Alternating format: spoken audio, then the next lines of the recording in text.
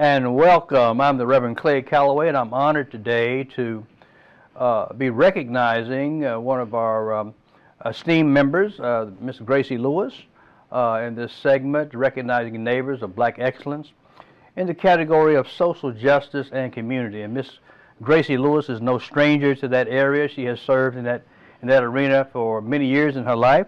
So we're honored to have Miss Gracie Lewis, the amazing Gracie Lewis, join us today as we profile her on this area on the Black History Month profile. Glad to have you with us, Gracie. Yes, and I'm glad to be here. Well, it's an honor to see you. I love you, and I've known you over the years. But first of all, I wanted just to ask you a few questions. What does Black History Month mean to you? Black History Month means to me is that we are, as a people, recognizing the achievements of certain individuals. But not only are we recognizing the achievement, but we also looking back in history. Like, for example, the Tulsa riot, what happened during the Civil Rights Movement, how we gained our voting rights. So, and then we also reflect on during this month is the unsung heroes. Like, for example, Claudette Colvin. Right.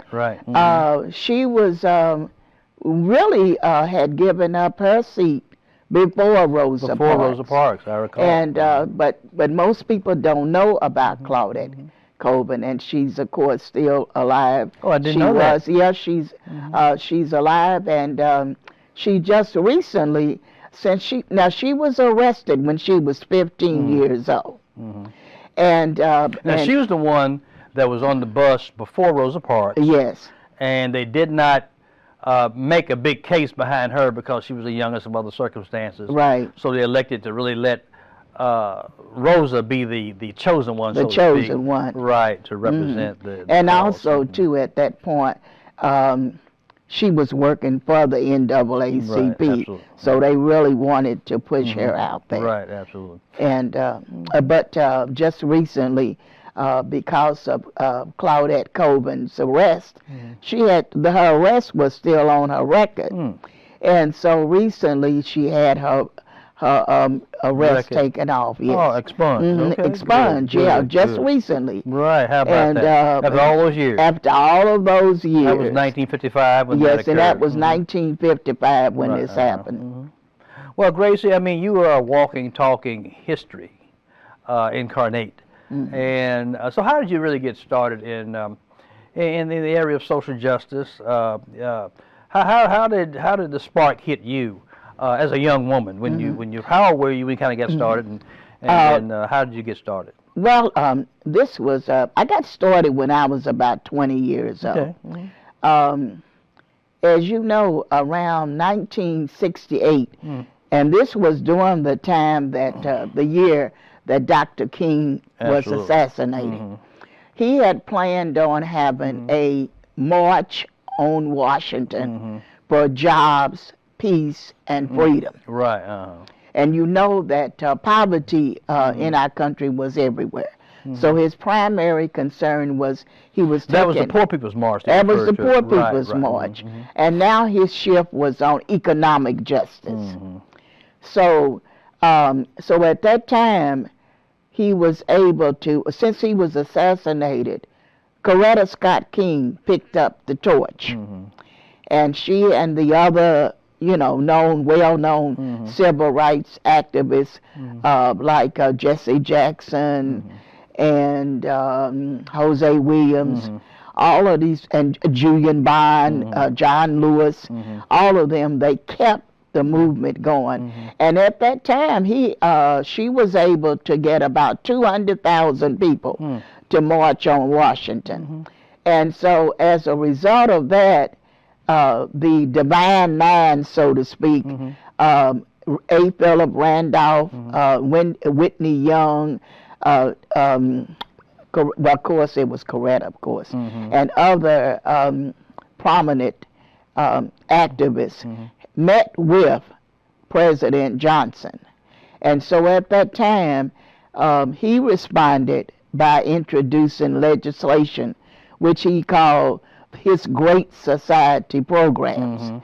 And so as a result of that, you've seen programs like Upward Bound and all these affirmative action programs that was set up. And we were also in the midst of war. The Vietnam War was going on. So there was a whole lot of activities. And also it was the very beginning of the Black Power movement. And so at that time, when the recruiters came to Louisville, Kentucky, I had a business education background. I see. And so when the recruiters came to Kentucky, I had took the test at 6th and Broadway, and this was a secretarial test. And so I went on to Washington. Well, this and it was for a job in Washington. In government. In federal government. In government, okay. I took this job for the military Sea Lift Command. And of course my first boss was Captain Van Alsdahl. He was a captain. And so I was when I went there, I worked as a clerk stenographer for him. And so this was around September 1969. So I can say in many respects, I was a direct recipient of the March on Washington for Jobs, Peace, and Freedom. All right. And how I got involved with the social justice movement was that one evening in December 1970, there was breaking news. And this very beautiful, attractive woman with this huge afro was being arrested by the FBI. I know you. And this was Angela Davis. Absolutely. And she was placed. She was iconic back and then. she was iconic. She was placed on the FBI 10 most wanted list for some very serious charges. And so I started following her case instinctively because I really did not have any political knowledge. I never really had been actively engaged in politics. You're probably close to the age, I guess. Right. And so what I did was, so I followed, I watched a lot of the interviews, of course, the Muslims, Nation of Islam and all of that. They begun to do articles, write articles on her. And one of their, I can't remember now, the young man that did an interview, but he asked her many, many questions about, because Angela Davis was a communist. And so... Now, we have some very famous communists here in Louisville, the Bradens. Yeah. Of course, they were famously recognized as communists. And of course, then to be labeled a communist was quite, it could be dangerous. Yes. To be labeled as such. Yes, it could be. And and she was a professor at the University of Berkeley in California. And so what she did was she was working around the George Jackson case, and it was a breakout in this courtroom. So she was charged because her guns. She had, you know, back in the day, you know, black people did carry guns, and so her guns were stolen, and so that's how come they hooked it. They, you know, hooked her up and traced it back to her because they were her guns. But she was so she was arrested, and there was a judge that was killed during this time. And so around now, when this happened, when she was captured, it was in December. But in January, the following year, 1971, there was a lot of movement on the Howard University campuses. And Howard University... And you were there in D.C. at the time. I was there. I was living in D.C. at that time because I moved up in September 1969. So I had been in D.C. for about a year. And so when this happened, there was flyers put out in the community, and there was a lot of speakers talking about the freedom of Angela Davis.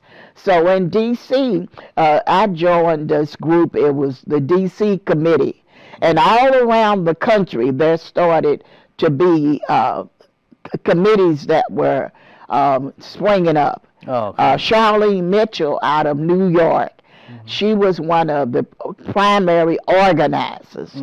And she and Angela Davis's mother went from state to state, city to city, talking about the freedom for her daughter. And so that's how come, because even here in Louisville, Kentucky, and Brayton and I remember you mentioned Mattie Jones and all of them, they became involved and became like the Kentucky Committee to free Angela Davis. Now you mentioned, you mentioned Ann Braden too in connection with Angela Davis. I remember Angela Davis spoke at Carl Braden's funeral. Right. When he died, I think around 76, something like that. She came and actually spoke at his funeral here in Louisville in connection with the Braden family. Now, Gracie, let me ask you, when you got started, you say you moved to Washington, D.C., initially as in a secretarial capacity, but became involved in activism while residing there in D.C. When did you, I guess, realize that this was your calling in life, and to be a female at the time really was somewhat of a trailblazer? Would you regard yourself as being a trailblazer? Yes, I do. Because for one thing, one thing that was unique about this movement is that we took the time to do research and to educate the community, so that once she had won her case, that we would be in a capacity to continue on. And in the meantime, like I said, I started out like as a secretary, but I also went to school at night. And in D.C.? In D.C., and I graduated in 1977, and at which point I received my B.A. in Urban Studies, Social Welfare. And and at that time I was working for the Department of Health, Education, and Welfare. And I joined one of the unions there, Local 41, AFGE, and I worked my way up through the labor ranks to being the vice president of my union. Which at that time, union and the civil rights movement were working hand in hand. Yeah, they worked hand in hand. Worked hand in hand. And so whatever we did, we were always in tune with the civil rights movement, because as we did things within our job, it was always hooked up with Capitol Hill. I see. Speaking of Capitol Hill, did you interact with any elected officials from Kentucky who were on Capitol Hill at the time? Well, at the time, though, I had, like around 1981, I worked for Congressman George Miller. I worked as a staff assistant for the subcommittee on labor standards. So, and because of my labor union work while I was at HEW, it really prepared me to work on Capitol Hill. And so it was probably one of the most exciting jobs that I've ever worked on. And it really paid off because it contributed to my continuing growth. Now, Grace, let me ask you, you've been recognized for your work in civil rights. You received some awards locally. What are a few of the awards you received for recognitions for your social justice civil rights work? First of all, I've been elected to the Kentucky Civil Rights Hall of Fame. I received one of the Lifetime Achievement Awards there. And I also received a Lifetime Achievement Award from the Louisville Defender and with the A. Philip Randolph Institute most recently. So, and also I was recognized from the West Jefferson Community Task Force. And this was the group that was instrumental with picking up the torch after Lewis Coleman them well, you know, that's a torch was able to pass the STAR program. And that was after 10 years of struggle. So I got recognized really for my work in environmental rights. And Reverend Coleman was involved with Reverend Coleman, recognition. Reverend Coleman and the Justice Resource Center, they were instrumental, as well as REACT, the Rubbertown Emergency Action Committee that was headed by Ebony Neal Cochran. So we in the community, if you recall, it was a lot of health problems that was resulting from the toxic air and Rubber Town. Rubber Town. Well, let me ask you, of course, that was in fact, I think they have a poster or something, some plaque recognizing that at Chickasaw Park, the work that was done in that area with Dr. Coleman and bringing attention to environmental, I guess, injustice, disproportionately affected black people. But if you had to think of something that you would think would be most remembered for, what would you think it would be? As a democracy defender. Defender. Yes. And a disseminator of information. You pass out I believe in disseminating. Informed about what's going on. I believe in that you have to knowledge.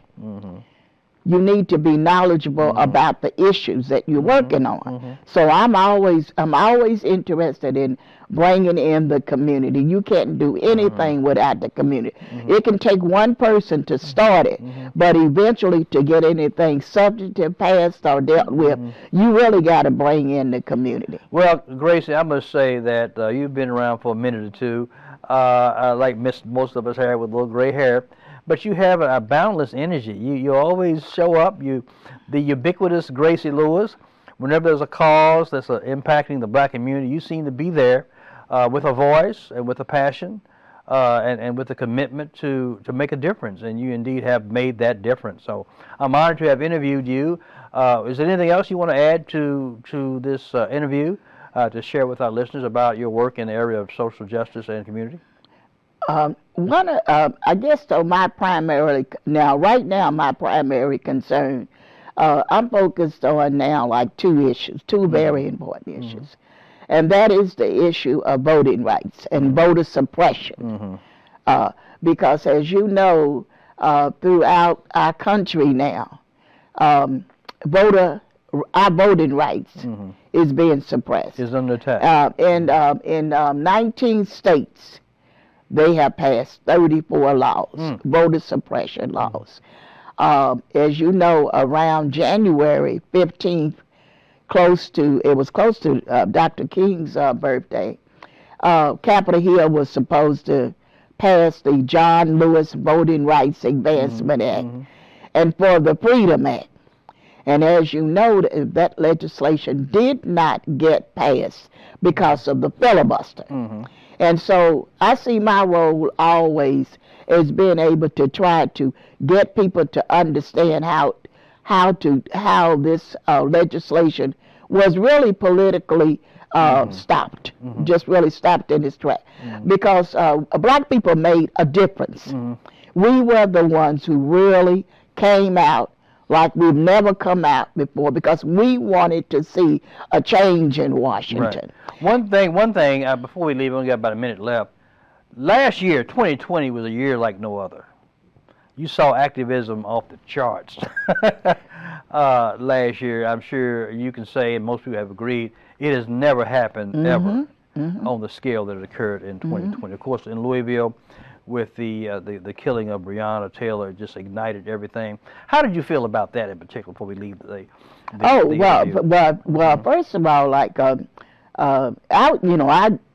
it really affected me. I mean, I was practically out there as much as I could, even though it was, during the time, of course, at the height of COVID. But because I believe that an injustice, like Dr. King said, the injustice anywhere is a threat to justice everywhere. Right, and for the fact that these police came in during the middle of the night, and she was shot all of those times, and no one to date really has been held accountable. Nobody. And I'm still mad about it. But I was grateful that here locally they did ban the no-knock law.